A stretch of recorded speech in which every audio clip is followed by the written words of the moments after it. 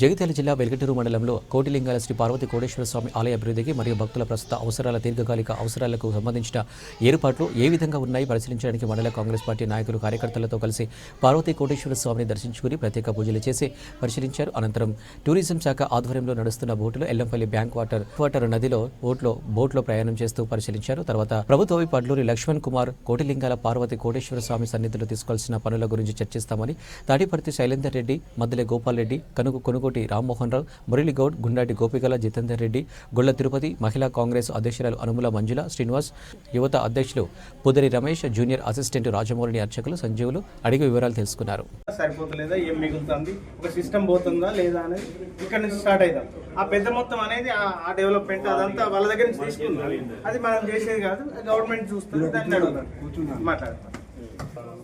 గ్రామ పంచాయతీ వాళ్ళు government sanction చేసుకుని కట్టిస్తామని మా కార్యదర్శి గారు అనుకున్నాడు.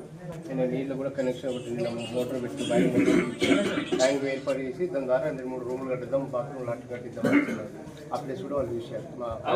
రవితేజ, ఇప్పుడు మీరు వసూలు మీరే గ్రామ పంచాయతీకే వేసుకుంటారు, దాని మీదకి వెళ్ళి ఏమైనా టెంపుల్కి మీరు ఏమైనా డెవలప్మెంట్ ఇస్తున్నారు అంటే ఇన్ని రోజులు ఎట్లా జరిగింది? అయితే విషయం ఏంటంటే ప్రతి శివరాత్రికి, కార్తీక పౌర్ణమి, శానిటేషన్ కానీ, ప్లేట్ ట్రాక్టర్ కానీ, జేసీబీ కానీ, మిగతా కోఆర్డినేషన్ మన ఎంపీడీ అందరితో నడిపించారు. ప్రతి ఫెస్టివల్ మిగతా జీతాలు మీరే కరెంట్ బిల్లు మళ్ళీ వాళ్ళ జీతాలు మళ్ళీ కరెంట్ మా దగ్గర పనిచేసే 2 వర్కర్స్ సభలు మా దగ్గర మా దేవస్థానం.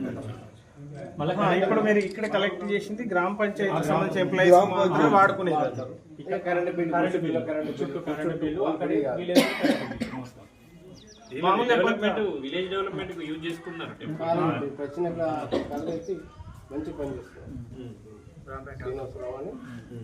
చాలా వరకు నీట్గా ఎట్లా ఉంటే రోడ్డు కూడా పోయిస్తుందో. మరి ఇక్కడ ఈ బట్టలు ఇవైతే మెట్ల మీద అన్ని వచ్చిన భక్తులు ఎంత వస్తారండి, ఘోరంగా లేదంటే మనం పెద్ద బోర్డులు పెట్టిద్దాం ఎక్కడికైనా, అంటే కొంచెం స్ట్రిక్ట్ గా. నెక్స్ట్ ఇప్పుడు మనం శివరాత్రి అప్పుడు వస్తే మన పరిస్థితి ఎట్లా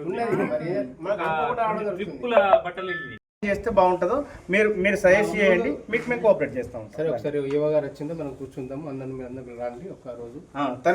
తను పిలిపియండి, ఎన్నడో ఒక రోజు పలానాడు వస్తారు. మీకు అన్నకు ఇన్ఫర్మేషన్ మీరు రండి, కాకపోతే కూర్చొని మాట్లాడి డిస్కస్ చేద్దాము.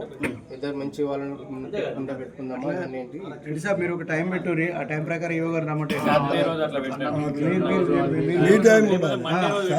సార్ టైం ఎట్లా మండే దర్శనానికి వచ్చినట్టుంటది. ఇక్కడ మన ఈవో గారికి చెప్పండి, మండే రోజు ఎమ్మెల్యే గారు కూడా మండే రోజు పెట్టండి.